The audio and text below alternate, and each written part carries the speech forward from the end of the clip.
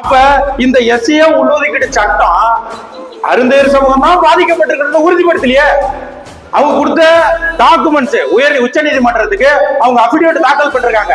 Affidavit தாக்கல் பண்ணும்போது அவங்க என்ன சொல்றாங்கன்னு கேட்டா, இதுல 7.5% வந்து அவங்களுக்கு கல்வி அறிவு பெற்றிருக்காங்க அப்படின்னு குறிப்பிடாங்க. நம்ம குறிப்பிட்டது ஜனார்தன கமிட்டி சொல்லுதுன்றாங்க.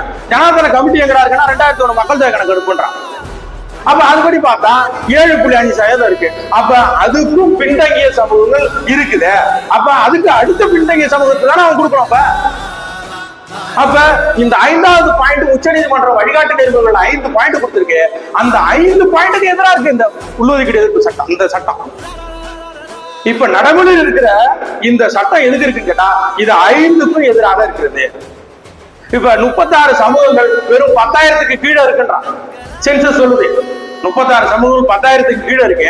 குதிரைவன சமூகத்துக்கு பிரதிநிதித்துவம் கிடைக்கல, மற்ற குறவர் சமூகத்துக்கு கிடைக்கல, இந்த சமூகங்களுக்கு எல்லாம் பிரதிநிதித்துவம் கிடைக்கலன்னு அவன் சொல்றான். நம்ம எது சொல்லலாம், அவனே தான் எல்லாத்தையும் சொல்றான். அவன்கிட்ட இருந்தாலும் தரவு ஏட்டா, அரசுகிட்ட இருந்தா டாக்குமெண்ட். நமக்கு டாக்குமெண்ட் கிடையாது, ஆர்டிஐ போட்டாலும் டாக்குமெண்ட் கிடையாது, எதுவுமே டாக்குமெண்ட் கிடையாது நம்ம கிட்ட. அவன் கொடுக்கறதா டாக்குமெண்ட். அப்ப இது எல்லாத்தையும் வயலேட் பண்ற சட்டம். உச்ச நீதிமன்ற தீர்ப்பு இந்த உள்ஒதுக்கீடு சட்ட திருத்தத்தை எதிர்க்குது, முழுமையே எதிர்க்குது.